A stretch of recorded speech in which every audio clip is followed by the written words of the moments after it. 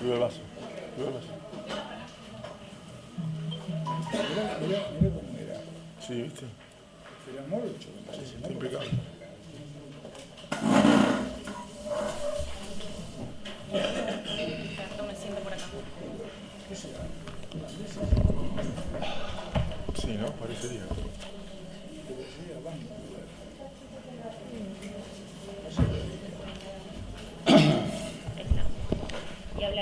Bueno. Buenas tardes. Buen día a todos. Silencio, por favor. Le hago dos observaciones. Todavía no empecé.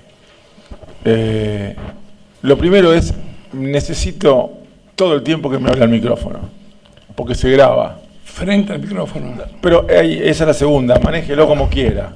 ¿Sí? Así que esté cómodo, siéntase cómodo. Sí, ahí sí. tiene agua. Sí. Bien. Le cuento, señor Morán, este es el Tribunal Oral Federal número 4 de San Martín. Lo convocamos como testigo en la causa 3622-3623, a pedido de las partes acusadoras. Al ser una declaración testimonial, usted declara bajo juramento o promesa de decir verdad, lo cual implica que debe manifestarse con la verdad. Si así no lo hace, incurre en el delito de falso testimonio, que tiene penas hasta de 10 años de prisión. ¿Jura o promete decir la verdad según sus creencias religiosas? Sí. ¿Jura o promete? Juro, prometo. Si usted cree en Dios, jura. Si no Juro, cree en Dios, juro. promete. Jura bien. Juro. Le cuento, el falso testimonio es afirmar una falsedad, negar la verdad o callar la verdad, aunque sea en todo o en parte. Me dijo que jura. ¿Su nombre completo? Aldo José Eduardo Morán. Bien. Señor Morán, ¿dio sus datos por secretaría? Sí, Bien. ¿Tiene algún interés en la prosecución de la causa? ¿Usted es amigo o enemigo de alguna de las personas que yo le voy a mencionar a continuación?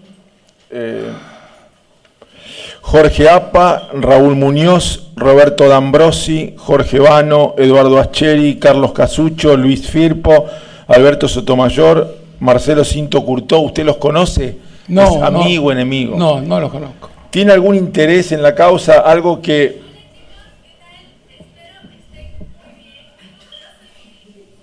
¿Tiene algún interés en la causa, algo que le impida manifestarse con la verdad? No. Bien. ¿Las partes tienen por acreditada los datos personales y la general de la ley? Bien.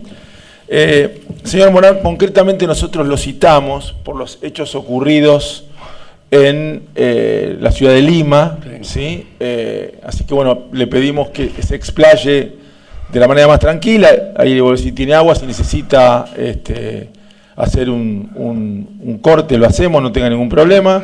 Así que bueno, le dejo la palabra. Le iremos preguntando alguna cuestión, alguna aclaración, y después las partes le preguntarán a ver si si tiene algo puntual que requerirle. Así que lo escuchamos. Está bien.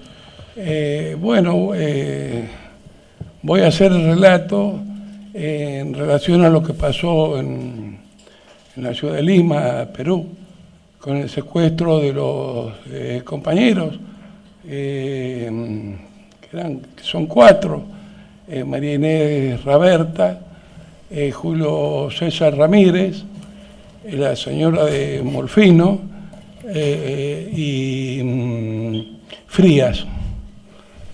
Y ahora resulta, haciendo la cosa más o menos cronológicamente, para tener algún orden. Sí, yo le iba a preguntar la fecha. Claro, esto fue en junio del 80.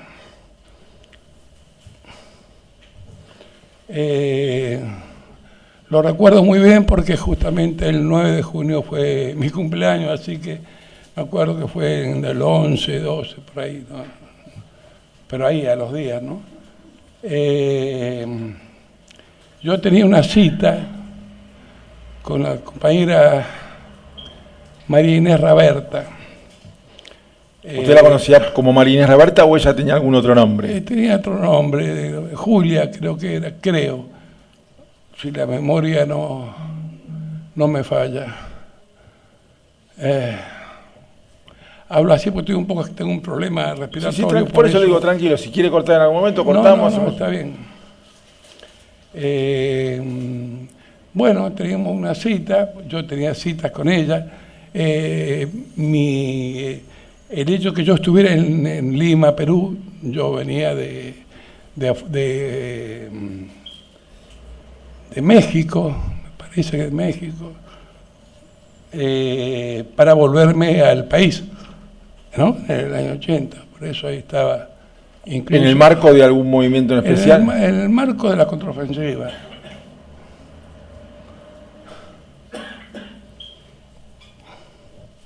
Bueno, yo no me acuerdo bien si fue el día 12 o por ahí fue. Tenía una cita con la compañera María Inés, que era la que me iba a traer los documentos y algo de dinero para entrar nuevamente al país, ¿no? Aclaro que en ese momento teníamos que usar documentos no legales porque evidentemente la dictadura, tal cual pasó finalmente, ¿no? Al detectar gente buscada, como era mi caso, bueno, nos secuestraban y la mayoría, gran mayoría de los casos, se mataban después de la tortura, ¿no? Bueno, me quedo esperándola, me acuerdo incluso el lugar, que era una confitería. ¿Le duele? No, está bien, no hay problema. Yo, si no me siento bien, yo aviso enseguida. Me acuerdo que era un bar que se llamaba Los Tres Chanchitos, ahí en Miraflores. Era de día y en la tarde, no me acuerdo ahora exactamente qué horario, pero yo me quedé esperando, pasó media hora. Ella era muy cumplidora en cuanto a los horarios y todo eso, ¿no? No vino, pasó una hora, no vino, pasaron 2 horas, no vino, y yo me quedaba esperando, porque claro, decía, mi razonamiento en ese momento era, digo, no estamos en Argentina, no pensaba que la dictadura podría operar, digamos, tan directamente en otro país, ¿no? Como era Perú, que ni siquiera es limítrofe con Argentina, ¿no? Y así fue que me quedé, no me acuerdo, pero un montón de tiempo. Y después fui a un hostal, donde me había llevado justamente María Inés, donde yo me quedaba para la noche, ¿no? Voy al hostal pensando que tal vez se conectaban los compañeros, como sabían ellos, también sabía el compañero Perdía, que estaba, que yo también lo había visto, con él festejamos, me acuerdo, en mi cumpleaños. Bueno, vuelvo a tal, ninguna novedad. Yo todavía, digamos, con el criterio de que no pueden estar acá, la dictadura, ¿cómo va a llegar acá? Y sí, estaban. Yo me levanto, yo no me acuerdo si fue al otro día o pasó 2 días, no puedo precisarlo exactamente, pero sí lo que recuerdo es salir a la calle, después de temprano, después de tomar el café, el desayuno, y veo los diarios, así me fijo, los que están en los kioscos, ¿no? Y veo 5, como tapa, ¿no? 5 argentinos secuestrados. Obviamente que lo compro el diario, leo los nombres de los compañeros y el quinto figuro yo como secuestrado. Evidentemente no estaba secuestrado. Entonces lo que yo deducí es que los compañeros, al no tener contacto conmigo, porque era por intermedio de María Inés, que sí la habían secuestrado, me dieron por perdido, digamos, y ante la duda hicieron la denuncia que correspondía, ¿no? Entonces, digamos, mi idea era, si no pasaba esto, volverme al país. Es más, tenía todo preparado, estaba esperando nada más que el documento, yo sabía el nombre, creo que hasta el pasaje tenía. Y yo dije, no voy a ir nada, obviamente. Digo, acá nos están esperando para matarnos. Entonces lo que hago es, digo, tengo que irme rápido y agarro un bolsito, que es lo único que tenía, con un par de ropa para cambiarme una vez, y me voy por tierra en uno de esos colectivos hasta la zona norte del Perú, una zona que se llama, que el limítrofe con el Ecuador, que es Tumbes, que es una zona militar. En ese tiempo había conflictos entre Ecuador y Perú, no me acuerdo.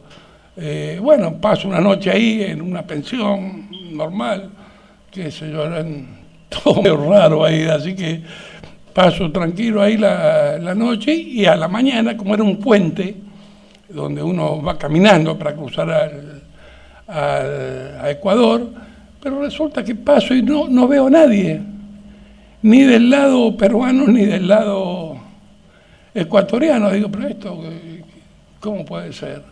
Le digo, entonces yo no voy a pasar, porque ya con el documento que yo tenía, el pasaporte, precisaba una salida y una entrada a otro país, y no después qué hacía. Así que me volví y me quedé un día más, y después me explicaron que estaban todos borrachos, había habido una fiesta, no sé qué cosa. Así como lo cuento, fue la cuestión. Bueno, el otro día paso y ya ahí estaban ya todos los milicos. Entonces paso, ¿dónde ve usted, argentino? Sí, pum, sí, hermano, y me voy yo estaba con poco dinero, pero que tenías, me voy también por vía terrestre a Guayaquil. Lo que quería era alejarme de Lima y de Perú, dada esto que iba, por todo esto que sabía que estaba la dictadura operando y secuestrando a los compañeros, ¿no?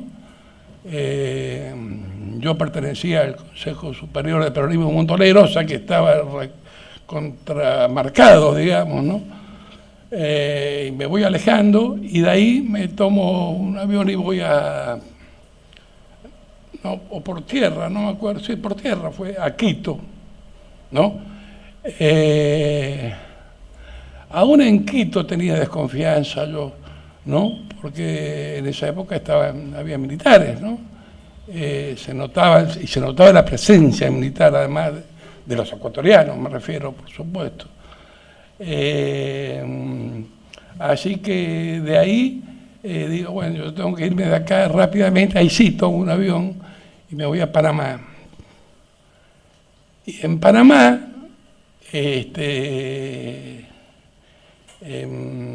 cuando llego, me acuerdo que pasó, cuento rápidamente esto, bueno, el documento, y los tipos les llamó la atención que yo, claro, un hombre joven de esa época tendría 30 años, un bolsito viajando, el pasaporte marcado de Europa por todos lados, medio raro, ¿no? Entonces pasen para este lado, y me hacen sacar toda la ropa, me revisan, y uno de los empleados ahí que custodian ahí me dice, aparte del pasaporte, ¿tiene otro documento? Sí, le digo, tengo la cédula argentina. Saco, también era, obviamente con el mismo nombre que el pasaporte. Un pibe joven era, ¿no? Vestido de civil. Lo mira y mira, no sé si ustedes recuerdan que antes decía arriba, Policía Federal, las cédulas argentinas. Hacía bien con el coso, con un sellito, ¿no? Policía. El tipo me dice Policía Federal, y yo lo miro y le digo, ahí dice Policía Federal, como tampoco digo, a ver si este me está haciendo entrar, bueno, vístase, y le damos, no sé, 2 o 3 días, me acuerdo, y tiene que irse al país. Y ahí entonces, ya en Panamá, voy a la embajada nicaragüense, donde me pongo en contacto, mando una carta a los compañeros de conducción diciendo que estoy vivo y que estoy ahí. Entonces, bueno, primero me miraron medio raro. Esto, una vez que les contestaron, bueno, ya me arreglaron la cosa y de ahí viajo ya para otro lado. Y bueno, y me reincorporo, digamos, nuevamente ante la situación. Lo que quiero decir, lo que más a mí me impactó fue la presencia militar argentina fuera de Argentina, ¿no? Cómo los militares operaban con total impunidad. Usted nos dijo que días antes se había encontrado con Raberta y con Perdía. Sí, sí. ¿Le hicieron algún comentario de esto que podría haber... No, en absoluto, no. Yo creo que a todos nos cayó medio esto, no estaba, digamos, como calculado, por llamarlo de algún modo, ¿no? No, de ninguna manera. Así que quedamos, bueno, como dije, y debo decir que yo estoy vivo gracias realmente a la compañera María Inés Raberta, ¿no? Porque yo tranquilamente me podría haber dicho que tenía una cita. Es más, tuvo 1 día o 2 días para decir dónde yo estaba parando, ¿no? Cosa que evidentemente no lo hizo, ¿no? Bien, ahora le cedo la palabra a la señora fiscal. Sí, ¿qué tal? Buenos días, Aldo. Sí, buenos días. Me quedo con este comentario sobre la sorpresa, sobre lo llamativo que es, o que les resultó la presencia de los militares fuera de la Argentina. Además de Perú, que es lo que mencionó, ¿hubo otro país donde se registrara la presencia de militares? Y en ese caso, perdón, ¿de qué fuerza estamos hablando?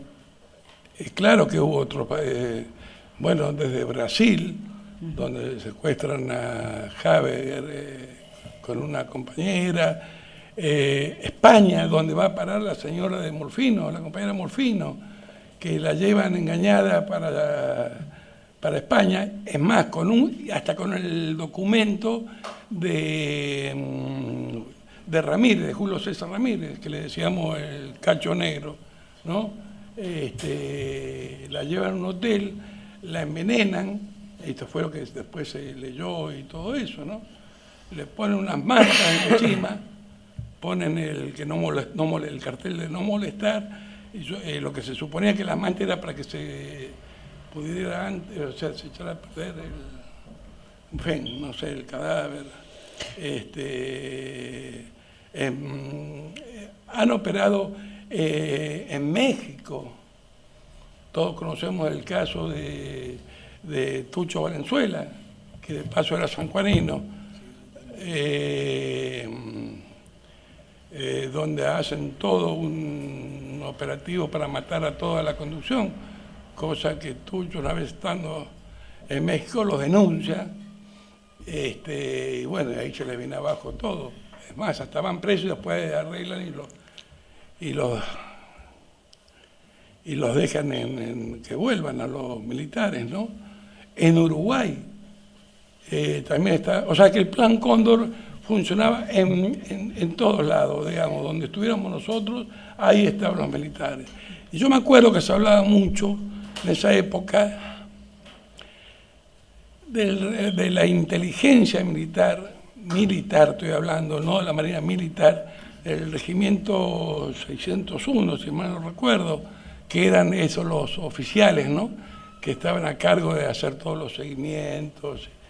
De esto que se hablaba en esa época, ya se en esa época eso, se comentaba. sí. Que ellos estaban en toda esa, digamos, esas maniobras de perseguir y capturar y asesinar a los compañeros que estaban en el exterior, ¿no? Especialmente algunos, y si no agarraban a quien sea, ¿no? En muchos casos. Sobre lo sucedido en Perú, usted se entera, finalmente usted dijo que fue a Nicaragua. Sí. Pero bueno, ¿en qué momento se entera sobre lo que pasó en Perú? No sé. ¿O cómo se entera? ¿Cómo reconstruye Bueno, lo sucedido? yo primero lo que dije, lo de Nicaragua todavía creo que no lo había hecho mención, no me acuerdo,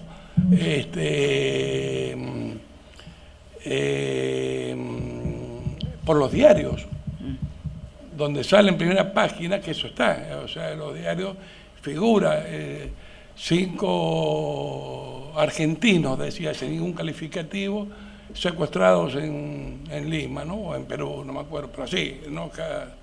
Tipo crónica, digamos, ¿no?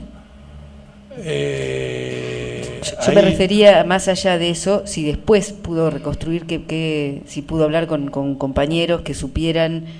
Claro, y después ya se van, digamos, viendo las cosas. Después nos enteramos de que los compañeros lo llevan al lado para Bolivia, donde había una presidenta en ese momento, no me acuerdo el nombre, Heiler, un nombre medio... Bueno, y lo que pasó realmente fue que lo llevan a todos a Bolivia, y después de Bolivia, otro país que además los entrega, y ahí se los llevan todos de vuelta para Argentina, ¿no? Donde evidentemente los matan a todos, a los cuatro compañeros, ¿no? A la compañera Molfino la llevan a España, donde finalmente la asesinan, y de los 3 compañeros están desaparecidos y nunca más tuvimos noticias, ¿no? Aldo, usted mencionó que integró el movimiento Montoneros, y que estaba, que era perseguido, de hecho estaba exiliado, que usted estaba perseguido, estaba marcado, mencionó, sí, o algo así. En el contexto de esa militancia, ¿recuerda qué compañeros formaron parte del mismo colectivo y de la contraofensiva? ¿Y en qué lugar lo fue conociendo y qué es lo que recuerda en cada caso? Sí, uno conoció muchos compañeros, porque mi militancia viene ya desde el inicio de la década del 70. Yo, siendo muy joven, estaba en la comisión directiva de un sindicato en San Juan, que es AOMA, Asociación Obrera Minera Argentina. Era el delegado congresal a la CGT. Después formé parte de la... Le cuento esto para sí, ubicarte, sí, después por favor, vamos a ver los otros, ¿no? Para partir desde el lugar el primer lugar, ¿no? Formé parte de la JTP, el Partido Auténtico, del cual fui representante sindical. Me acuerdo que... Bueno, pero eso fue después, cuando viene Framín, y eso fue después. Aún en dictadura, que yo ya después de todo esto ya había vuelto, y se hacen unos actos con intransigencia y movilización, que fue impresionante la cantidad de gente que se convocó, tanto en San Juan como en Mendoza, pero impresionante. digamos, se hacía desde el peronismo auténtico y después con Sá, ¿no? Con Sadi. Bueno, que era de intransigencia y movilización. Tuvo una fuerza pero impresionante, convocante de todo el peronismo, cosa que no es fácil. En San Juan sería más fácil, pero Mendoza, que fue una provincia bastante complicada políticamente, donde hubo un solo gobernador, que fue Martínez Vaca, peronista me refiero. Después lo que le decíamos los gansos era la derecha, ¿no? Todos bodegueros y todos los dueños de las tierras y de todo. Son cosas políticas que dejaron después mucho. Esto hago un relato político de la cuestión. ¿De qué año estamos hablando? No, esto fue en el 82, lo de intransigencia. Claro. Siguiendo con lo otro, entre ida y vuelta estuve en Nicaragua en la reunión del Consejo Superior Representante junto con Armando Croato, el querido, ambos queridos compañeros, Armando Croato y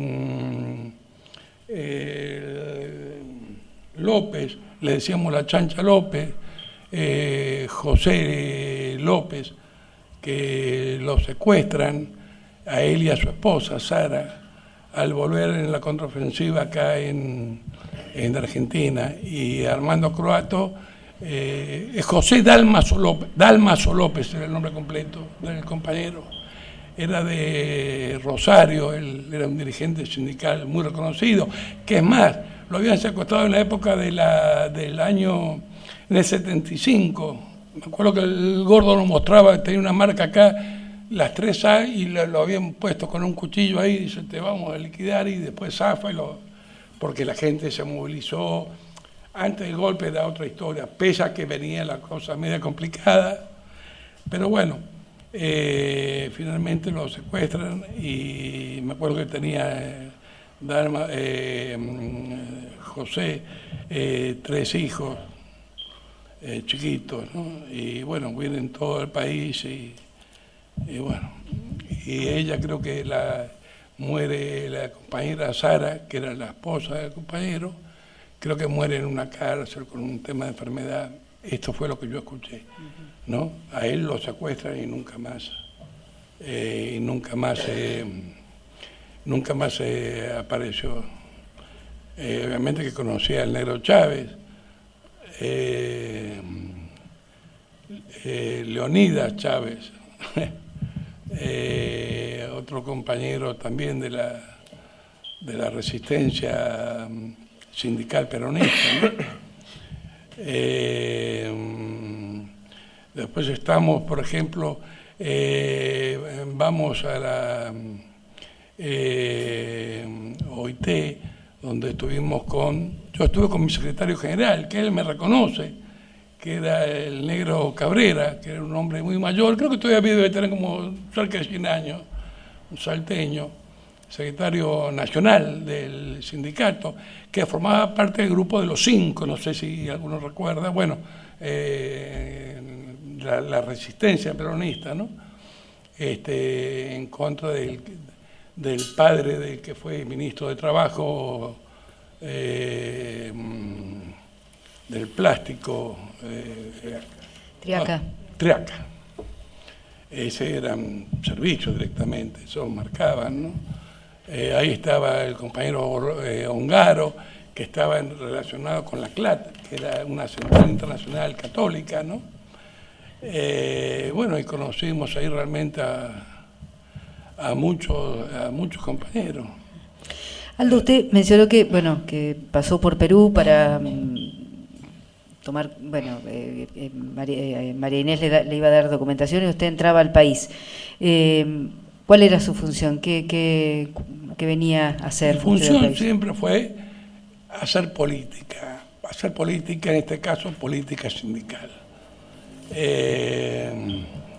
Yo en el 79 ya estuve en el país, estuve en Córdoba, en el lugar donde trabajé, hicimos contacto con los compañeros delegados del sindicato de AUMA, al cual yo pertenecía.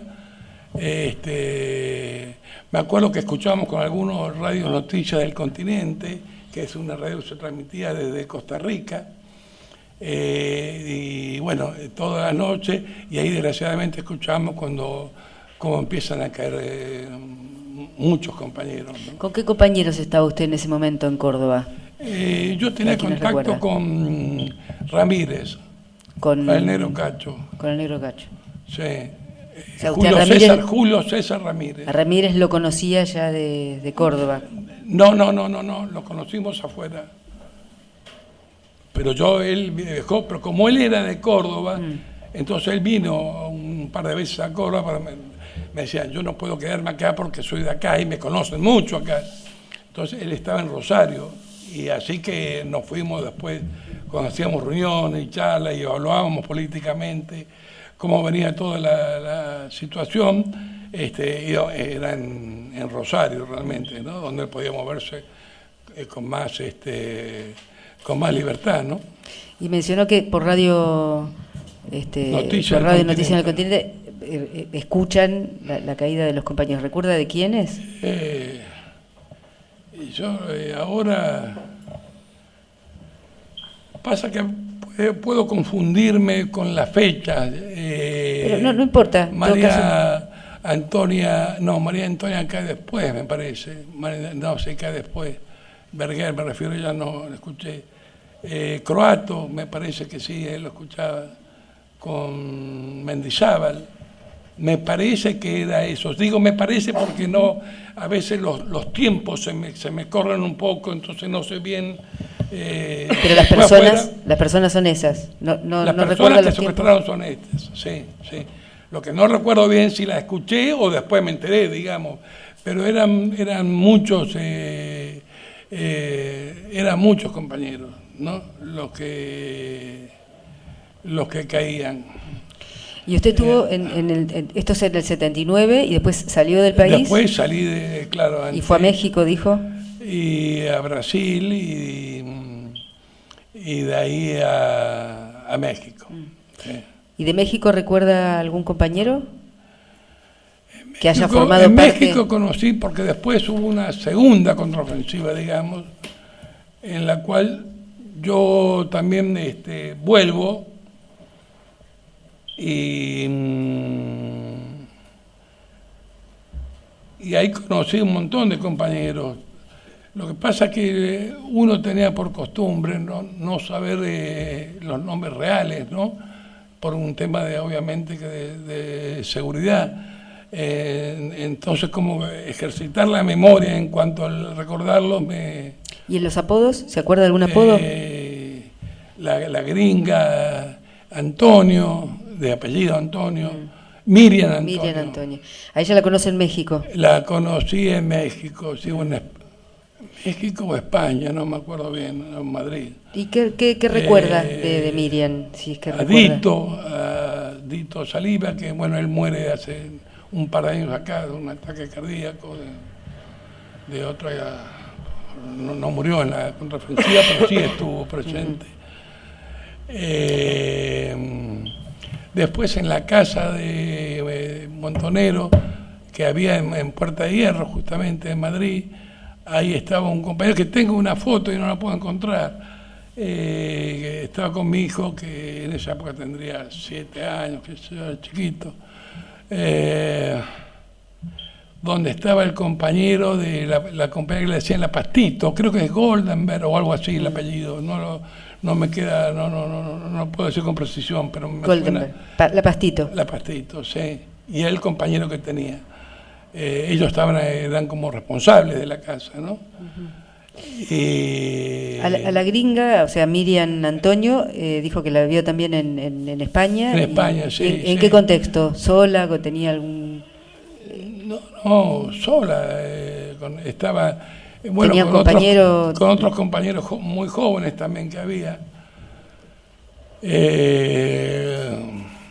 Teníamos algunas discusiones con ellos, pero ellos muy convencidos todos de lo que estaban haciendo, sabían lo que hacían, sabían el riesgo que significaba volver al país, no fue que fueron empujados por nada, no, sabían lo que estaban haciendo, ¿no? Y bueno, y asumieron el riesgo, y desgraciadamente la mayoría fueron secuestrados, ¿no? De los casos de los compañeros. ¿El nombre Agatina, Mota, le suena? Ah, sí. Yo no sé por qué circunstancia, no me acuerdo bien a dónde, pero Agatina Mota era la compañera de Privitera, que era un compañero que era médico, él era médico, siempre el Tano Privitera, había nacido en Calabria, no sé, pero era un argentino, había estado siempre en el país, pero que estuvo muchos años preso, muy reservado y muy golpeado realmente por lo que estuvo preso y eso. Pero él era un convencido que iba a volver, o sea... ¿Usted lo conocía de No, Argentina? ¿Lo conocía lo allá? conocí, no me acuerdo por qué circunstancias, yo fui a la casa de él, afuera del país, ¿no? Y bueno, estuvimos charlando y todo eso, ¿no? Con el Tano. Otro que conocí, y lo conocí también ahí, fue Archetti, que en Nicaragua me acuerdo que Poydros dijo, este pibe fue alumno mío, porque creo que era abogado, Archetti, me parece que era abogado, estudió abogacía o algo así. Y era un tipo, y el Poydros dice, y era un tipo destacable, o sea, se destacaba desde el nivel, supongo que diría académico, hasta militante y todo eso, ¿no? Archetti lo vio en México. Sí. Y bueno, y se abrazaron y todo eso, ¿no? Con Poydros y la que fue su compañera después de muchos años, ¿no? Delia. Le hago una pregunta con relación a Privitera y a Mota, que dice que usted dijo que los vio en Europa. No me acuerdo si dónde fue, pero bueno, no lo puedo precisar porque me acuerdo que los vi, que estuve en la casa de ellos, pero... ¿Recuerda en qué año fue? Si, o sea, esto fue cuando usted, Sí, después de irse, después de la primera... Fue antes. Fue antes, porque él después cae. Él y su compañera caen. ¿Supo en qué momento caen? No, pero tiene que haber sido después del 80, seguro.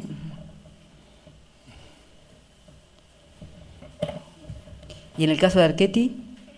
Y Archetti también me enteré porque se comentaba que había caído en Mendoza, ahí, y que lo tenían secuestrado ahí, y nunca apareció.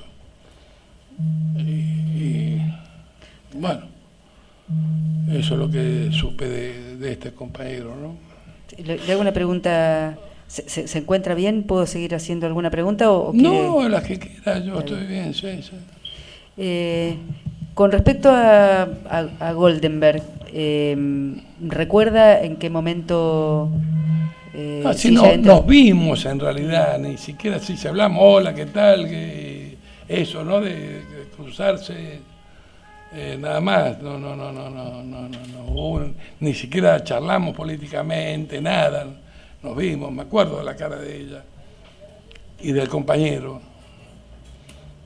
El compañero no se acuerda el nombre. Yo tenía la foto, eso que después nunca más la puedo encontrar, del compañero. No me acuerdo en este momento el nombre. Me acuerdo, bueno. Un delgado, alto, blanco, de pelo negro, de bigote. Bueno, más no. Está bien, no importa. No recuerdo su nombre. ¿Algún otro compañero más recuerda, además de estos que mencionó? Bueno, también, por supuesto, otro querido compañero de la rama sindical que falleció después, acá, hace unos años, Paulino Aramayo, que había sido diputado provincial por Salta. Él vivió muchos años después en México y bueno, pero él murió acá, digamos, de muerte natural, pues ya era un hombre muy mayor. ¿Tiene idea aproximadamente la cantidad de compañeros que regresaron, que decidieron regresar? ¿Tiene así más o menos como un registro? Es como imposible saberlo, porque mi lugar, digamos, de conducción no era el de saber cuántos vienen, por dónde vienen, no. Yo creo que ese es un dato que nunca lo supe, ¿no? A ciencia cierta, decir, bueno, entraron fulano. Después, cuando iban cayendo, claro, uno desgraciadamente va contando los compañeros caídos, ¿no? Que creo que son cerca de 90, los compañeros caídos, digamos, secuestrados, ¿no? Miriam Antonio cae con un compañero, creo que le decían el Chino. Eso le había preguntado, que si estaba con algún compañero. Sí, sí, el Chino le decía, me parece. Sí, el Chino. ¿Al Chino también lo vio en No, Europa? a él no. La vio solamente a ella. A ella. Cuando mencionó lo de que cuando usted estuvo en la primer contraofensiva en la que viene, que estuvo en Córdoba, lo mencionó a Ramírez, pero no sé si usted estaba solo militando con Ramírez o había alguien más en ese contexto. No. Yo solamente tenía contacto con Ramírez. Con Ramírez. Y obviamente con toda la gente de la dirigencia sindical que conocía, con políticos de Córdoba, en fin, haciendo lo que se llama realmente la política. Y en el 79, me acuerdo, yo en una época vendía diarios en mi provincia cuando era muy joven, y siempre tuve un afín con los kioscos, ¿no? Me quedó esa cosa, y yo iba a un kiosco que estaba frente, y en el 79 me hice muy amigo de la persona que era peronista, por supuesto, el que vendía los diarios. Y más o menos hablando, como que yo creo que se daba cuenta de la cuestión, me dice, mira enfrente, en la plaza, y estaba la gente de la OEA, ¿se acuerdan cuando fueron para ver a Córdoba, para ver los presos y todo eso? Uh-huh. Bueno, nosotros los vimos de ahí a 100 y pico de metros, digamos, ¿no? Lo veíamos que estaban y todo eso. Y después, me acuerdo que también lo vi al papá había sido senador de Cuestas Carnero, creo que es el apellido. Estuve en la casa de él, excelente, pero ya fallecido, era una persona muy mayor. Muy, digamos, muy solidario este hombre, ¿no? Sabiendo quién era yo, porque yo me presenté como lo que era, ¿no? Con mi nombre real y todo lo demás. Así que él fue realmente muy, muy solidario. Es más, hasta entre otras cosas, me acuerdo que hice algunos contactos con algunos muchachos que estaban en la universidad, otros en la escuela, en la iglesia, que Ramírez tenía una hermana que estaba muy ligada a la iglesia, con curas pensantes, por llamarlo de algún modo, ¿no?, de aquella época. Y yo me habían dado a mí, cuando salí, una medalla de oro para un compañero que había caído en combate de una forma muy heroica. Y me dan la dirección y voy a la casa de ellos y le entrego la medalla a la familia. Estaban un poco asustados, pero lo más bien me atendieron. Me acuerdo, me dieron un café, una tortita. Y bueno, pero sobre todas las cosas era ver, insisto en esto, más allá de estas cosas, algunas anecdóticas, cómo lo importante era la política, porque de algún modo se veía un cambio, digamos, de algún modo, tal vez alguno lo habrá dimensionado la efervescencia. ¿A qué se refiere con algún cambio? ¿Qué es lo cambio de que los milicos tenían que irse, que ya estaba, la falta de trabajo, bueno, lo que está más o menos pasando en alguna época actual, ¿no? Que sería esta, el cierre de fábricas. ¿Se acuerdan la famosa propaganda del que hacía Martínez de Oz, donde se sentaba en una silla hecha en Argentina y ¡pam!, se rompía y se caía al piso? Y cuando empiezan con la exportación de todo, ¿no? Y la exportación de todo significa falta de trabajo en la gente. En Córdoba, las fábricas grandes, la de Santa Isabel, todo eso, redujeron notablemente todo el personal. Y por supuesto todos perseguidos, digamos, controlados, ¿no? En forma embromada. Yo me acuerdo, por ejemplo, para que vean la situación, un día viernes, me acuerdo que con los muchachos, con los compañeros de mi trabajo, que era una pinturería que tenía que ver con AOMA, porque era con cal y pintura al agua y esas cosas, vamos a la casa de uno y se hace un asado. Y bueno, y asado va, asado viene, y vino encima los cordobeses que le meten el vino tinto, la gaseosa, tomamos todo. Y nos para un patrullero. Todos veníamos, digamos, cuando volvíamos, nos para un patrullero. Abajo todo, pero así como son estos, ¿no? Y ahí fuimos todos abajo y nos pusieron así. Pero fíjense, los tipos, ¿de dónde vienen? Bueno, trabajamos en tal lado, y los bolsos, ¿qué traen? No, la ollita, la comida, y los tipos lo que hacían, agarrar el bolso, tanteaban así, claro, tan sonaba la tapa de la comida del mediodía, digamos, que habíamos llevado, ¿no? Y así, bueno, váyanse, manga, sin vergüenza, pero mal, pero, y todo, digo, había ese tipo de cosas, traía generaba mucha bronca en la gente, la misma prepotencia, ¿no? De siempre, y por eso cuando digo había un clima diferente, no es lo mismo el 76 que el 79, esto quiero decir, no es lo mismo, ¿no? Como que ya se le estaban agotando, y no es casual que inventen la guerra de las Malvinas para justamente, ¿no?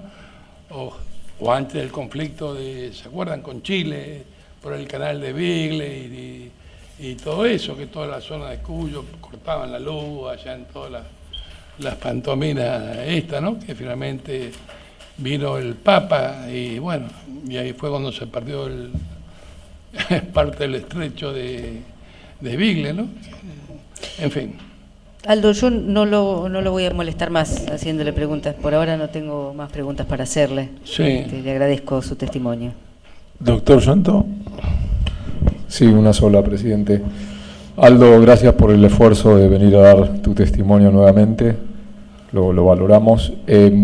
Sobre el tema de los textos o páginas de diarios o diarios que viste, ya nombraste el de Perú. La pregunta es si viste algún otro diario, sí, ya sea peruano o argentino, sobre el tema tuyo. Sí, justamente, bueno, eso me había olvidado. El diario La Nación, esto habrá sido en julio, calculo yo, del 80, el diario La Nación, vuelvo a decir, Videla saca en una parte ahí, dice, los terroristas subversivos, TS, como nos ponían en esa época, ¿no? No están tan secuestrados, no me acuerdo exactamente qué decía la nota, pero algo así. Por ejemplo, el terrorista Aldo Morán se encuentra en otro lado y está vivo. Ahora, mi pregunta fue, ¿y cómo sabía que los demás estaban muertos y que yo estaba vivo? O sea, eso salió en el diario La Nación de Argentina. Y yo me acuerdo que no salió en la primera página un cuadradito ahí, o la contratapa, o sea, la contracara de la primera página, ¿no? No lo recuerdo bien, pero sí salió. Sí salió. Así que, bueno. Nada más. Gracias, Aldo. Doctor Silva. Una sola, señor presidente. ¿Cómo le va, señor Morán? Acomódese el señor Morán. Acomódese así no se esfuerzo, está dando vuelta. Sí. ¿Cómo le va? Bien, bien. Solo una pregunta. ¿Recuerda cuando estaba en Perú si tenían contactos asiduos o cada cuánto eran los contactos con María Inés o con Perdía? Y los contactos sobre todo eran con María Inés y algunas veces lo hacíamos también con Perdía. En el transcurso que estuvo en Perú, no, creo que lo dijo, pero yo no tomé nota específica de cuántos días habían pasado desde que se produjo esa caída. ¿Cuántos contactos tuvo? Previos a la Exacto. caída, y bueno, no los conté, obviamente. Aproximadamente. Varios contactos, varios. Y esto que decían que operaba el batallón 601, ¿quién lo decía? Y los mismos compañeros se decía. Por ejemplo, en algunos diarios, fíjese, ellos hasta cuando Frías, yo decía siempre Frías, se escapa de los militares, ¿no? De los militares que lo habían secuestrado en Argentina y lo traen en la cita para justamente enganchar a María Inés, y de ahí supongo yo que sabrían algo que tendría que ver con Perdía, que era uno de la conducción nacional. Él se escapa y bueno, y por esas cosas desgraciadas de la vida, el milico que lo seguía grita al ladrón y uno viene y lo agarra y lo meten preso. Todo eso se borró. O sea, le pegan un golpe en la cabeza y salen los diarios peruanos eso, todo manchado con un golpe fuerte, manchado con sangre. Es más, hasta se decía que tenía atado, para que no pudiera correr, un testículo con un dedo del pie, una cosa por el estilo, para que no pudiera salir rápido. Él en un momento dice, voy al baño, y ahí Beto se corta pensando ya en escaparse, va a fumar y claro, con el cigarrillo seguramente cortó el hilo o el nylon, no sé lo que tendría, bueno, se escapa. A esta persona que figura en los diarios peruanos con nombre y apellido fueron militares argentinos a decirle, mira pibe, callate la boca, no digas nada porque se te va a complicar en serio la cosa a vos. Y le allanaron la casa, esto en connivencia obviamente con los militares, con los militares peruanos, ¿no? O sea que disculpe, porque no entendí qué persona es la que se le iban a complicar las cosas, no le entendí esa parte. al testigo que lo agarra, digamos, pensando que era un ladrón, ¿me entiendes? Después él dice, no, yo no sabía, si sabía esto, no lo iba a agarrar a esta persona. Que hay figura en los diarios, figura nombre y apellido y la denuncia que él mismo hace. Yo tengo miedo de estar acá, dice, porque a mí me amenazaron de muerte, que si yo hablo o digo algo me van a matar. ¿Y quiénes eran? Militares argentinos. Bueno, y de ahí nosotros, en lo que suponemos que todo eso, no eran marinitos, no eran marineritos, eran tipos del ejército. Y del ejército, quien hacía estas barbaridades, era justamente el 601. No necesita que le digan las cosas el señor. Sí, el 601 de inteligencia. Por ahí se me va uno o dos, qué sé yo, pero bueno, ya sabemos de quién estamos hablando. Y esta misma impunidad que tuvieron cuando fueron a España, llevan la documentación de... Uno se hace pasar por el negro Cacho, por Ramírez, y justamente van a un hotel, la matan a la señora de Morfino, la envenenan y los tipos se van impunemente, no pasó nada acá, un muerto más. Y por supuesto, entonces después salen todas las elucubraciones que hacían militares, que Ramírez había estado ahí, que no había estado, ¿no? Como todo para confundir la cuestión. Esto es lo que tengo que decir. Disculpe, a mí no me queda claro porque todo lo que relató es cuestión posterior a la cuestión específica de lo del Perú. Son todas cuestiones que fueron o conexas o posteriores. Vale decir, la pregunta es, o esa elucubración fue más de una cuestión posterior o alguien específicamente en la época, cuando tenía esas reuniones, le dijo, acá interviene el 601. Obviamente que fue posterior a los secuestros. Justamente yo estoy declarando, diciendo que nosotros con cierta, no sé usar qué adjetivo poner, no sería inocencia, candidez, decir, ¿cómo van a operar acá? Donde estaba Perú justo en un proceso de eleccionario y había toda una... en esa época estaba Belaúnde Terry, me parece. Y sí, ya estaban y hacían lo que querían, totalmente con total impunidad. Entonces ahí empezaron a hacer cuentas que, bueno, esto es el ejército que está metido haciendo esto. Esto fue ¿cómo decir? Lo que se definió en ese momento, ¿no? Que yo creo que es por descarte, ¿qué más podría ser, no? No tengo más preguntas.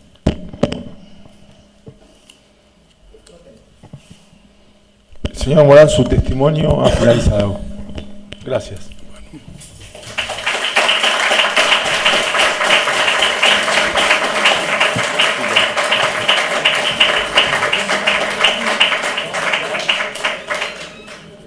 Menos mal que no me dio ningún ataque de tos. Ninguna puntada. No, está bien, se lo puedo marcar. Que dijo que te vengas por acá. Todavía no estoy inválido. No. Ya está. Anda. Dale. Sí.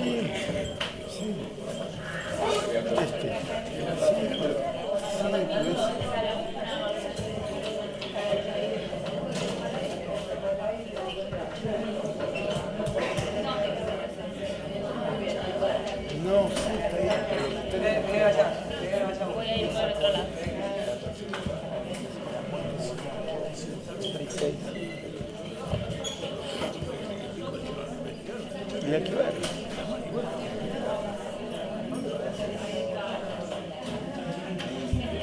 ¿Por qué se fue Silva? ¿Por qué se fue Silva?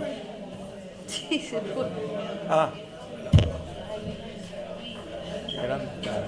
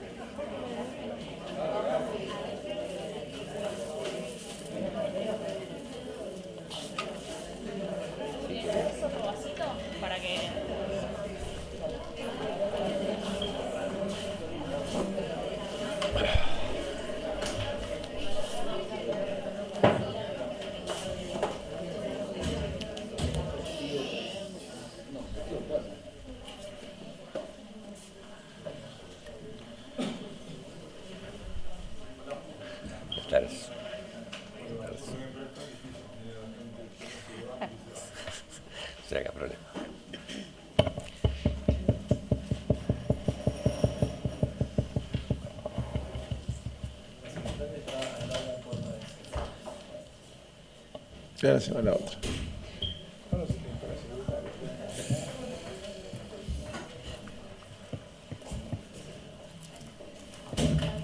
Ya viene. Ahí tiene agua por cualquier cosa. No, sé, no tiene agua. Le podemos alcanzar agua. No tome mucho, doctor, porque si no se levanta. Ven, se levanta. Tuvimos que suspender la audiencia. Bien, bueno. Formalmente le digo, este es el Tribunal Oral Federal número 4 de San Martín. Lo hemos convocado a prestar declaración testimonial en la causa 3622-3623.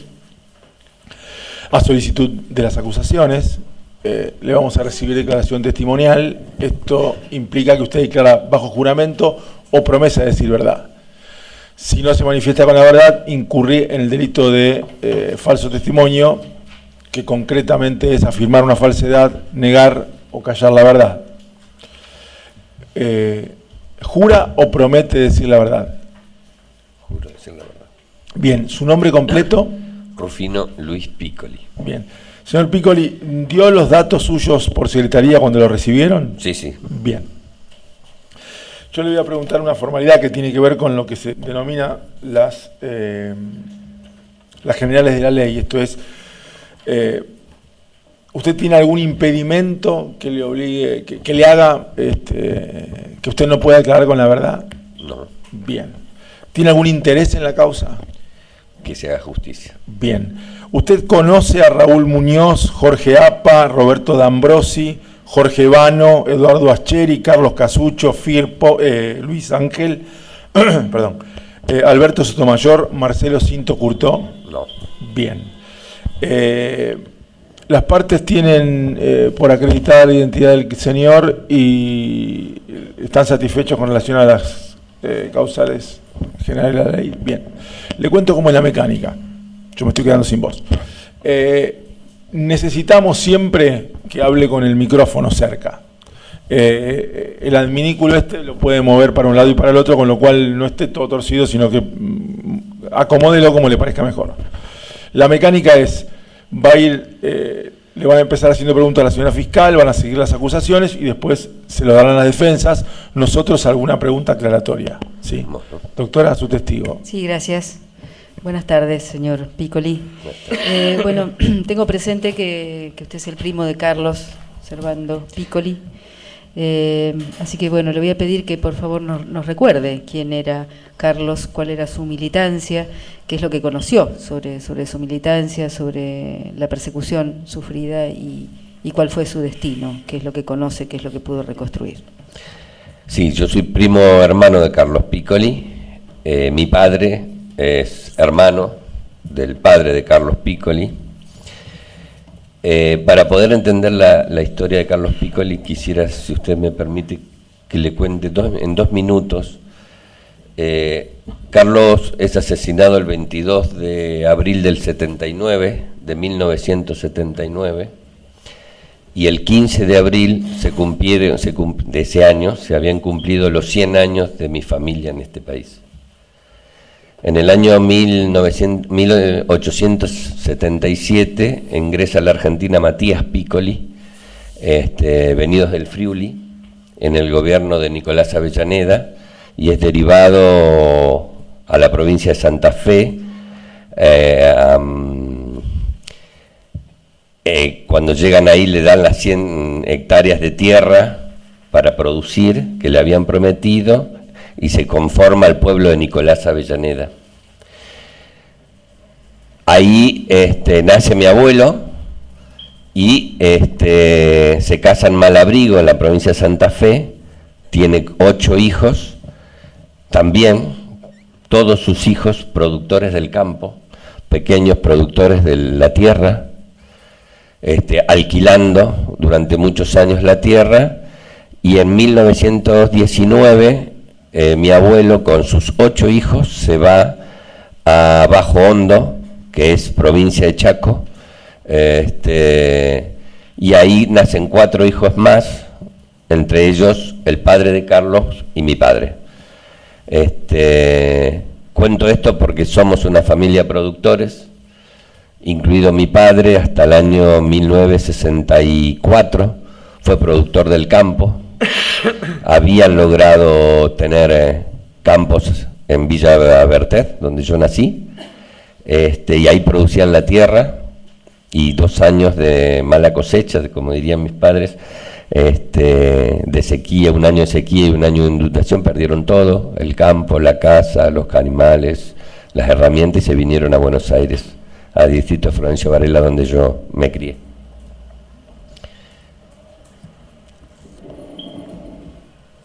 Cuento esto para que pueda entender que toda mi familia fue productora del campo, toda mi familia vivió de ese trabajo, de esa realización. Carlos también. Carlos además tuvo un agregado que a los 14 años empezó a militar, a trabajar en la UCAL. La UCAL era la Unión de Cooperativas Agrícolas Limitadas de Roque Saspeña, y ahí aprendió mucho el cooperativismo, para tener en cuenta en los años 60 los productores del campo lo que debían hacer era pedir préstamos al banco para poder trabajar la tierra. En ese caso mi padre pierde en todo porque le fue mal y él tuvo que entregar la tierra. Le pasó a miles de productores, y que hacían las cooperativas eran comprar más barato en conjunto para poder luego también comercializar lo producido. Carlos militó muchos años en eso. En el año 69 Carlos vino a vernos a casa, estuvo en Florencio Varela. Yo era chico, mi padre vivía, tenían una relación muy especial, mi papá y mi mamá con Carlos. Carlos era el hijo mimado de Luis Piccoli y de María, pero también era el sobrino mimado de varios, por ser una muy buena persona, un compañero militante, un tipo muy entregado, muy comprometido con nosotros. Y en el año 69 vino para casa, compartimos un tiempo, luego se fue, y yo lo vuelvo a ver en el año 72, más o menos, que Carlos viene a un encuentro nacional de cooperativas, y esa foto que anda Carlos, que anda dando vuelta por ahí, es esa foto que Carlos le regaló a mi madre de ese encuentro, fue un encuentro de la Confederación de Cooperativas. ¿Tiene con usted esa foto acá? Sí.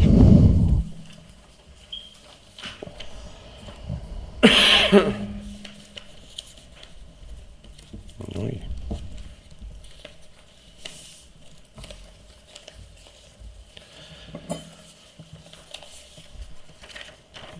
Es esta. Carlos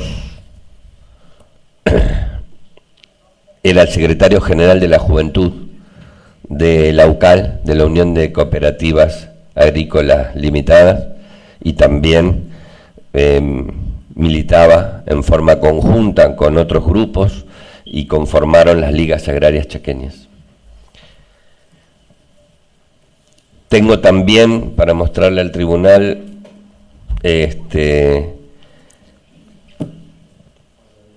la foto de Carlos con otros productores del campo cuando en el año 73 vienen a reunirse con Perón y le piden a Perón agilizar los trámites para poder exportar todo lo que producían las cooperativas del Chaco.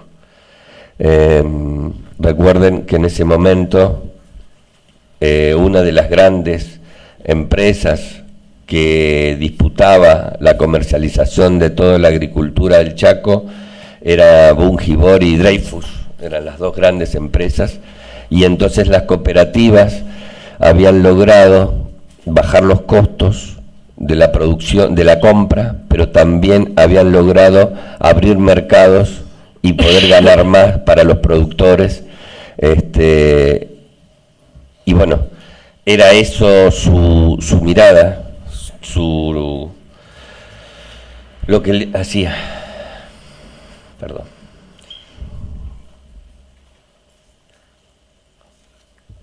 A Carlos lo vuelvo a ver al año siguiente, en el año 74 muere mi padre, vienen sus padres a vernos, están un tiempo con nosotros y nosotros vamos a visitarlos, mis hermanos y mi madre, a ellos al año siguiente, en enero del año 75.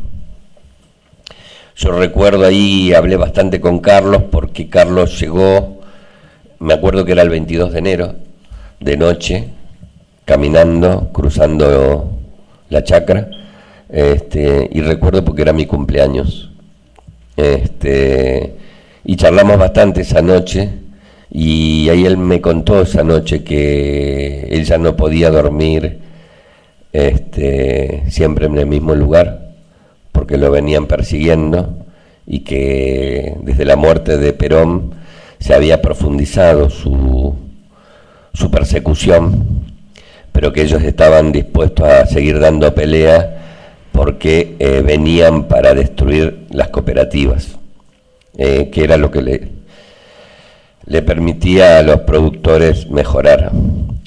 Recuerdo también, volviendo para atrás, que uno de los momentos más importantes que tuvo el campo chaqueño fue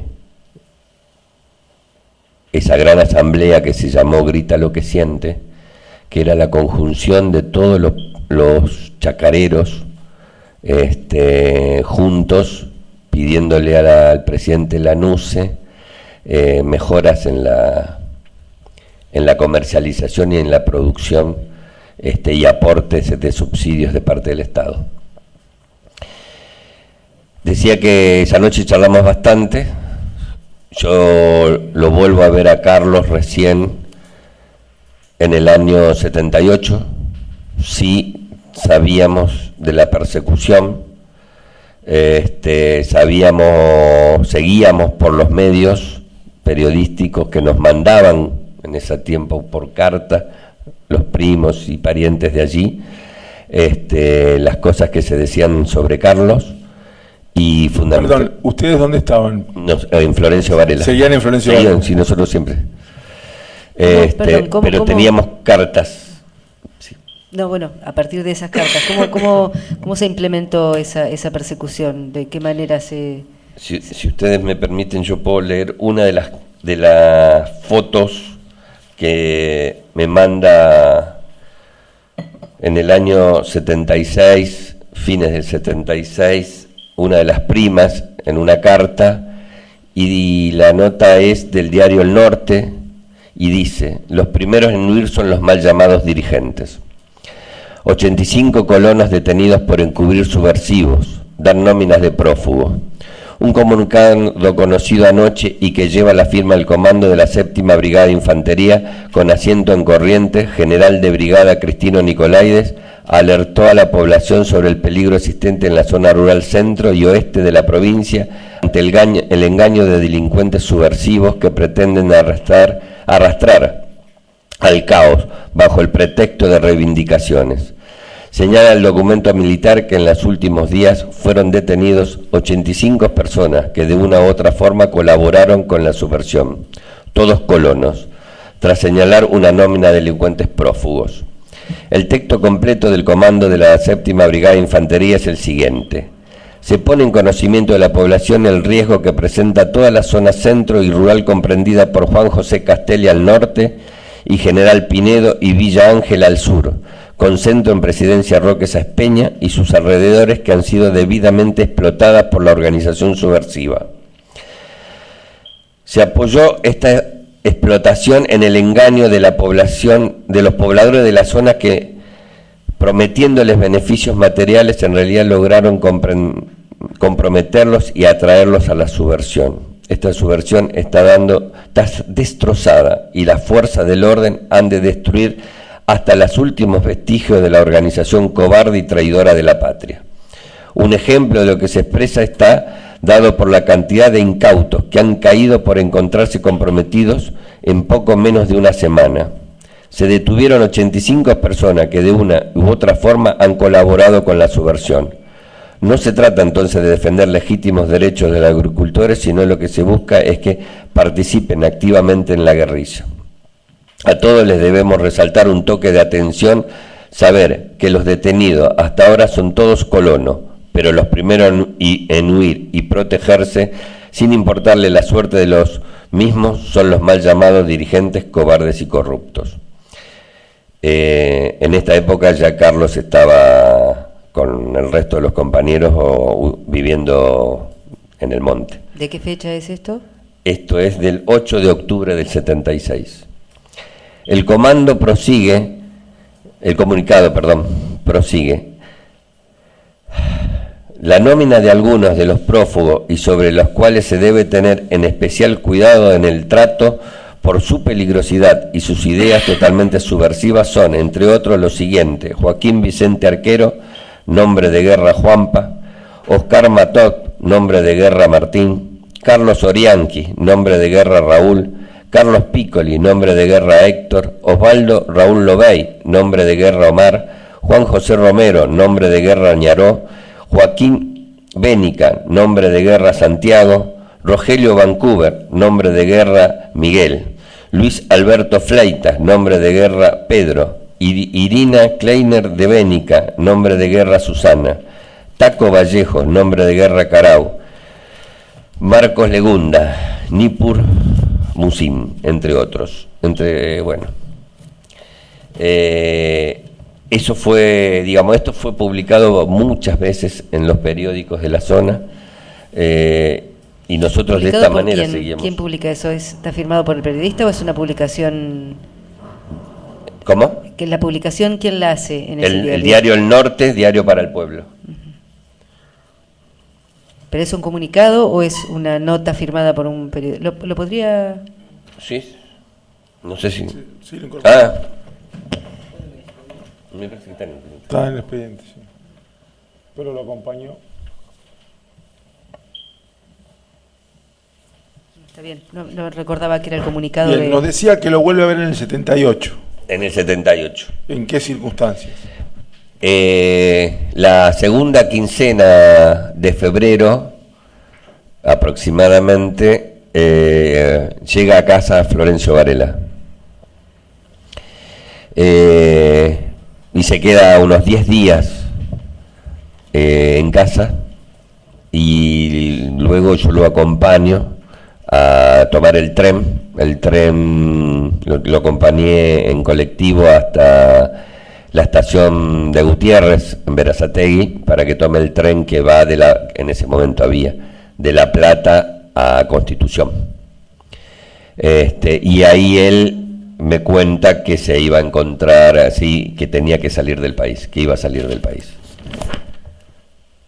Y quedamos... ¿Le contó por qué tenía que salir del país? ¿Le contó que él se iba a encontrar con la organización, parte de encontrarse con la organización Montoneros, y que tenía que viajar a Francia, a la reunión de Francia, que se iba a hacer en Francia. ¿Usted supo si él, previamente a esto, supo si él estaba vinculado con el peronismo antes? O sea, Sí, con el peronismo sí, con Montoneros también.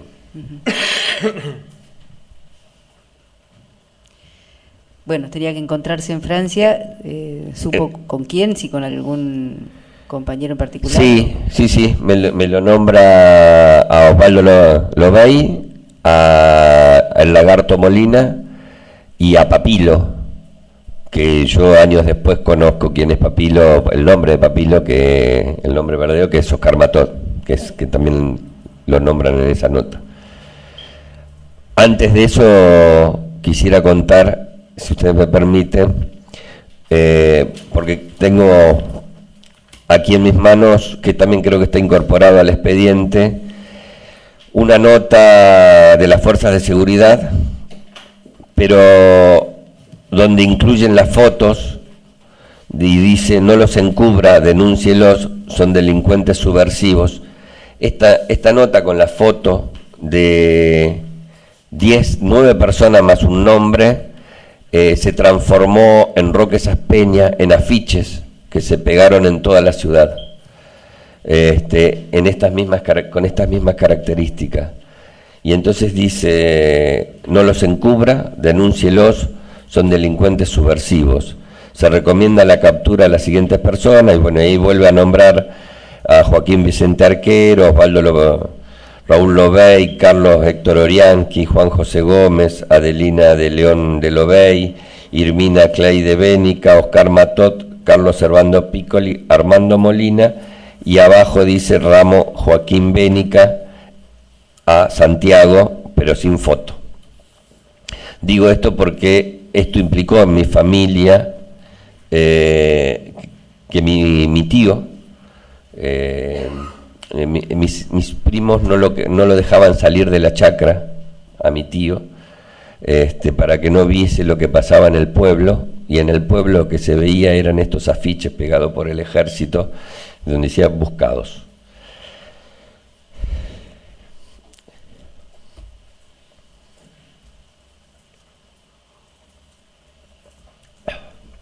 Mi tío se escapó un día y fue al centro de Roque Saspeña, y cuando vio los carteles vino a la noche y se suicidó, se ahorcó.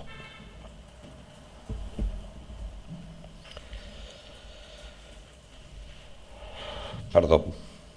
¿Tiene agua todavía? ¿Quiere parar un segundo?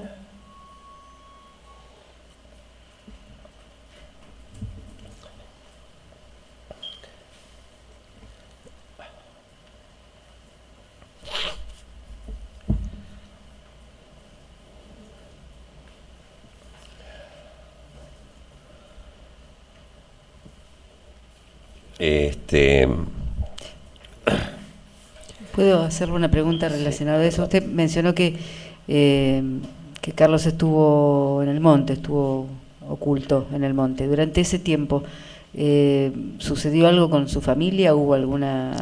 Durante todo ese tiempo, la mayoría de mi familia en el Chaco tenía persecuciones. En varias oportunidades a mi tía y a los hermanos se los llevaron detenidos a la comisaría de Roque Saspeña.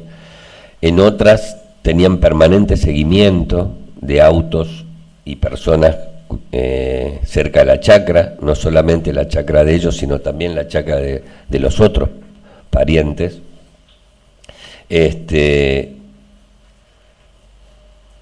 Y dentro de eso, del seguimiento, también muchas veces se llevaban a los sobrinos.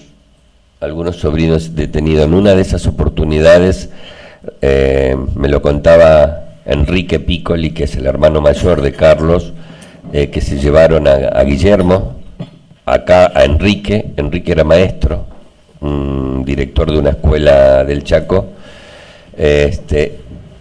y a la madre, a la tía María, los pusieron en una celda cada uno. Y a Enrique le decían: decinos dónde está Carlos, si no te matamos los pibes. Esa presión fue durante mucho tiempo en el marco de toda la familia, a punto tal que algunos de los primos nuestros terminaron yéndose del Chaco por miedo con su familia a vivir a otros lados. En algunos casos, algunos están viviendo en el sur.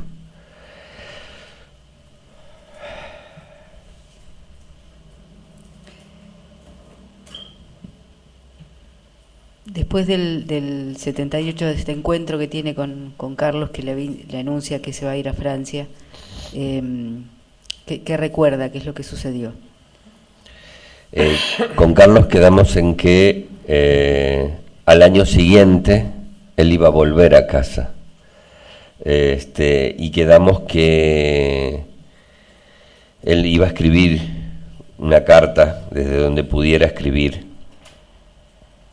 Y en los primeros días de marzo del año 79, nosotros recibimos por correo dos postales, una carta para mí especialmente y una para mi madre y mis hermanos, que son postales de Bolivia, que están adjuntadas a la causa, que nosotros creemos que con la dirección de acá de Ciudad de Buenos Aires, Catamarca 78, creemos que, bueno, habían ingresado al país por ahí, habían estado en Buenos Aires, porque tiempo después encontramos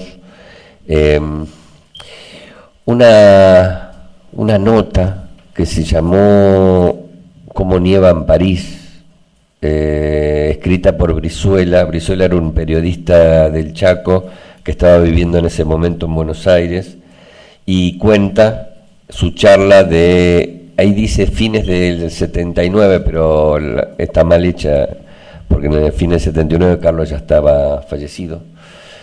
Sí, eran los primeros días del año 79 donde Carlos está acá, por lo tanto coincidía esta carta llegada en los primeros días de marzo con esta nota, y después su ida a Roque Saspeña. Cuéntenos un poco la nota, de qué hablaba la nota. La nota era una carta donde Carlos llama por teléfono a este señor dice: hola, ¿quién habla? Che, ya no te acordás más de mí, te habla Carlos Piccoli. Entonces él dice: oh, Carlos, ¿cómo te va? Y ahí la nota cuenta, dice: Carlos Piccoli era un joven que había tenido un enfrentamiento muy fuerte con Lanuse en la asamblea del Chaco, cuando fue Lanuse, discutiendo por la cantidad de tierras que Lanuse por decreto iba a entregar a sus parientes familiares de Lanuse, y que además estaban pidiendo esto que contaba anteriormente, que era el acompañamiento a las cooperativas y a todos los productores. Había un proceso muy grande de deterioro de la vida, de las condiciones de vida de la población que producía y también de los trabajadores. En esa carta cuenta así sucintamente eso, y dice que Carlos les preguntó datos, le pidió datos de dirigentes que tenía que ir a ver, para reinsertarlo en la organización, y él le dio algunos teléfonos y le dijo: tené mucho cuidado. Dirigentes de acá de Capital. No, del Chaco. Del Chaco. De dirigentes del Chaco. Y esto, o sea, no entendí lo siguiente. ¿Brizuela vivía en Chaco en ese momento? No, Brizuela estaba acá, en Buenos Aires, charla con él acá, se juntan acá, él va a la casa. Estaba efectivamente en Capital. Estaba efectivamente, pero le pedí algunos teléfonos de gente y datos de alguna gente del Chaco. Y eso coincide con el tiempo en que ustedes reciben Exacto, la postal. Coincide con eso, y coincide con lo que me cuenta Guillermo Piccoli, que es el otro hermano de él, ya fallecido, que el día 21 de abril del año 79, Carlos pasa por la casa de él en bicicleta, se queda un rato, charlan, cenan, y a las 12:30 de la madrugada, Carlos sale en bicicleta, con su mochila y la bicicleta, y que notó una cosa que tiempo después él se dio cuenta que podía haber sido, que en ese momento no se dio cuenta, pero un silbido muy fuerte, penetrante, en el silencio del monte chaqueño, del pueblo de La Chacra, cuando Carlos salió. Y él me decía: nos estaban vigilando y alguien estaba dando señales de que Carlos estaba saliendo de la casa.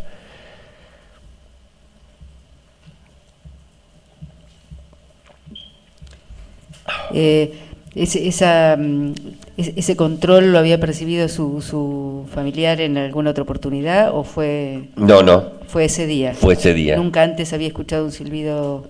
No, y ellos vivían en el campo, así que esas cosas conocían mucho, digo, y eso era lo que a él le había llamado la atención, que ese silbido nunca lo había escuchado. ¿Le contó algo más sobre la charla, sobre el encuentro que tuvo con Carlos esa noche? No. ¿Carlos le dijo algo, alguna mención a por qué estaba en el Chaco, qué había pasado. No, qué había- lo que, bueno, después sabíamos, nos enteramos después también que él venía a contactarse con dirigentes y ex dirigentes para volver a armar las ligas agrarias y volver a armar la resistencia popular. ¿Recuerda si le mencionó que vino solo, si vino con algún otro compañero, con algún otro compañero tenía que hacer esa tarea, o hizo referencia a... No, sé que venían los cuatro que habían salido volvían a entrar al país. ¿Qué se pudo reconstruir de lo sucedido con Carlos esa noche? ¿Qué se pudo reconstruir? Que esa noche, por muchos comentarios, había mucha gente buscándolo, que había un operativo grande, y que con armas muy especiales, que no eran armas comunes, no eran armas de la policía. Sé también, y después nos enteramos, que los que lo asesinan a Carlos, los que lo matan a Carlos, están enjuiciándose en otro lado, pero no mucho más que eso. ¿Supo si Carlos le avisó a alguien que iba de Buenos Aires, de la capital, se iba a Chaco? No. O sea, su primo cuando lo encontró, o sea, cuando fue a la casa, ¿le había avisado previamente que iba a ir? Ah, no.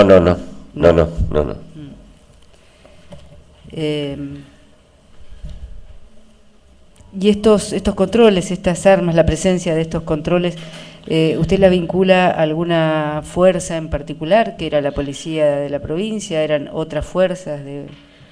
No, lo que se dice claramente es que había un operativo conjunto de varias fuerzas en la provincia, porque sí, ellos estaban anosticiados de que Carlos había vuelto a la provincia. ¿Eso entre quiénes se comentó? ¿Entre la familia? Entre la familia. Hay un dato que no comenté, que Pedro Millán, también parte de la familia, Pedro Millán es el cuñado de Carlos, estaba casado con una hermana de Carlos. Pedro y a Enrique, el ejército los buscan para que vayan a retirar el cuerpo de Carlos. Lo tienen que ir a buscar a Resistencia, al cuerpo, a la morgue de Resistencia. Eso sí, le había impactado mucho a Pedro, que cuando llegan y le muestran el cuerpo de Carlos para que lo reconozca, Carlos tenía muy inflamado el bajo vientre, como que había perdido sangre, y que estaba muy embarrado, así que ellos le tuvieron que sacar la ropa y lavarlo, y estaba con varios balazos en el cuerpo y en la cara. Por lo tanto, lo reconocieron por varios aspectos, pero Carlos era muy conocido, tenía un lunar, que era un lunar que no lo tenía otro de la familia, y un lunar en la cara. Y por eso lo reconocieron. Y que cuando se lo trajeron a Roque Saspeña, el jefe del ejército, un coronel, yo no recuerdo el nombre, le dijo taxativamente: tenés que velarlo 9 noches. ¿Por qué le dijo eso? Y él le preguntó por qué, y él le dijo: para que sirva de ejemplo.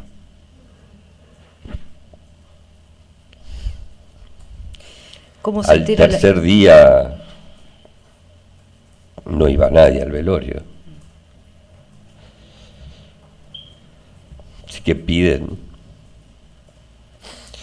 autorización para terminar con el velorio.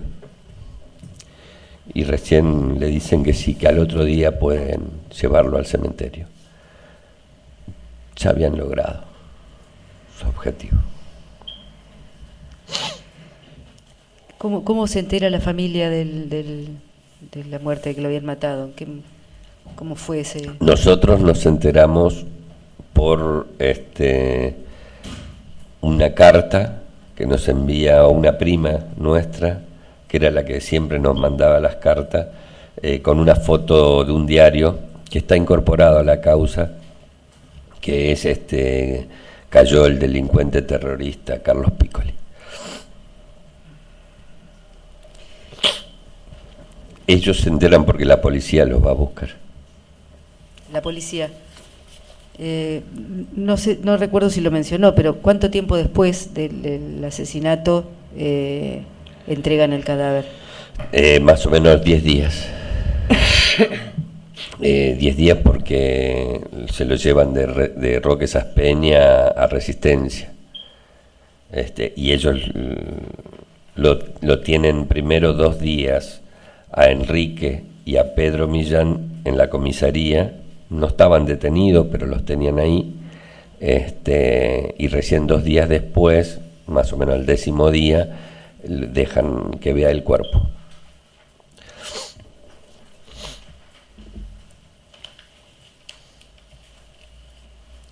Por ahora no voy a hacer más preguntas. Doctor Llanto.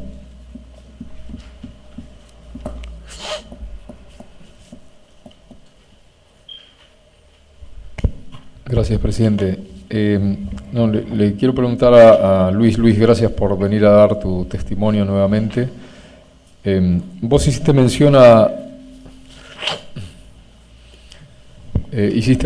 los compañeros de él, algunos de los compañeros de él de esa época.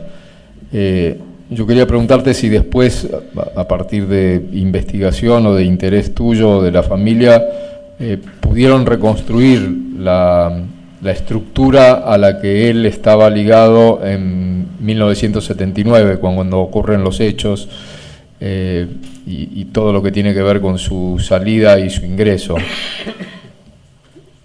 Sí, una parte. Lo que puedas.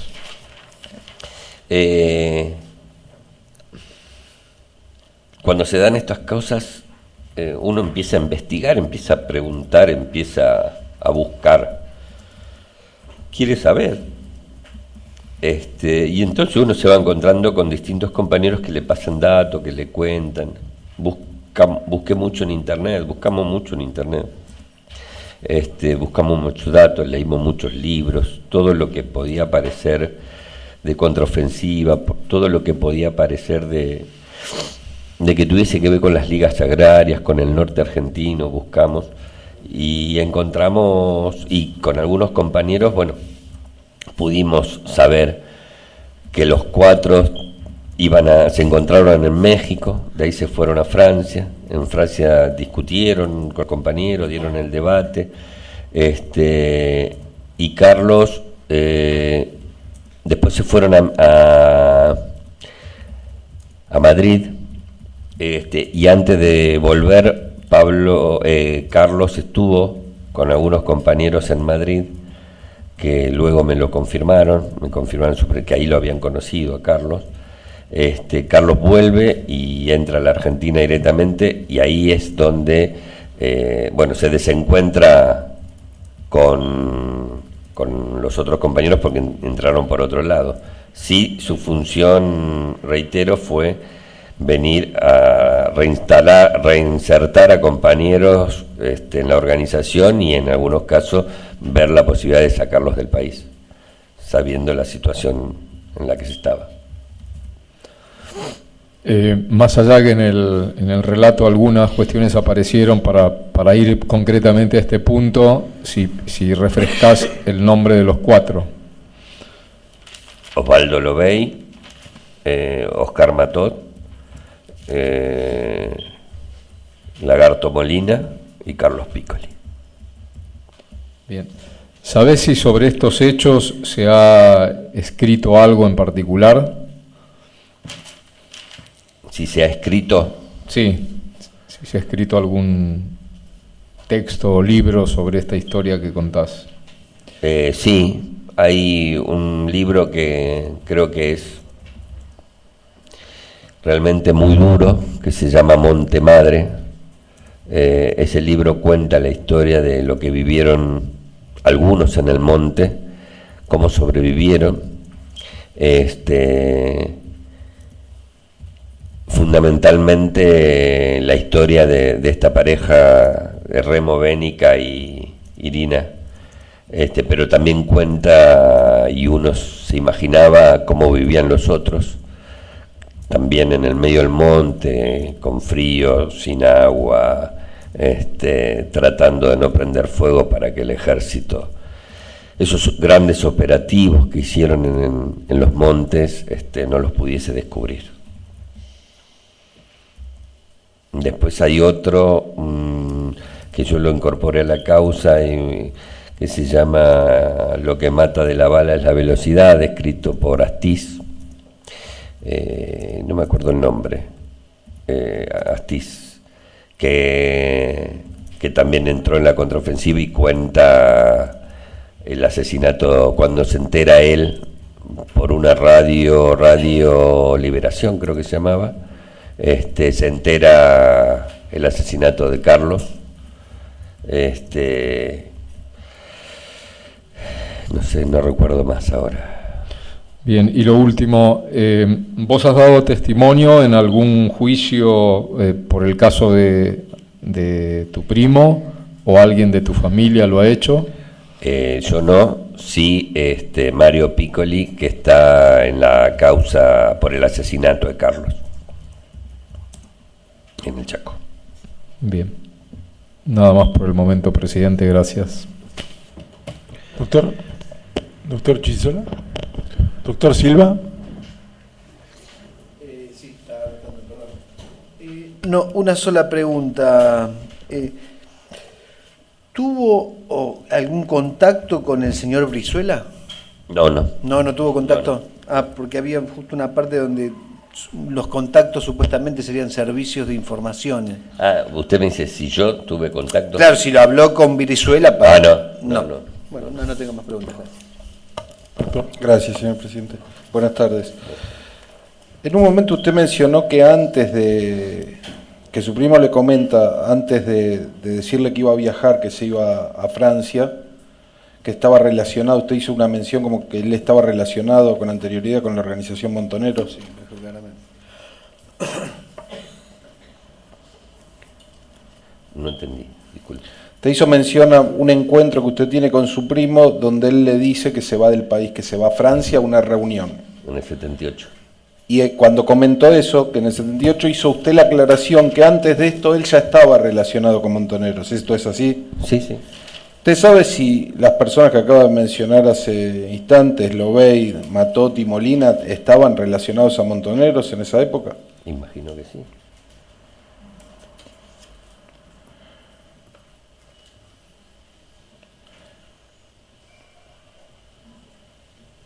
Y una última pregunta, acaba de mencionar que que su otro primo, el hermano de Carlos, declaró en la causa donde se está investigando su muerte, en el Chaco. ¿Usted tiene los datos de esta causa? No. ¿Está en trámite en este momento? Está en trámite en este momento. Muchas gracias, no tengo más preguntas. Señor Piccoli, su testimonio ha finalizado. Muchísimas gracias.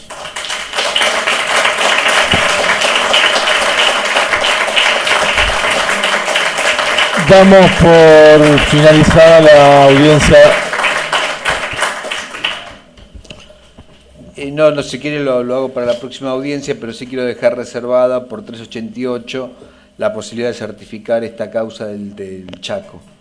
Bien. Si quiere lo hacemos la próxima audiencia. Mejor. Pero Bárbaro. ya dejarla reservada porque si no se incluiría la posibilidad por... Bien, quédese tranquilo que no le va... Muchas gracias. No, por favor. Nos encontramos el martes próximo en la próxima audiencia. Muchas gracias.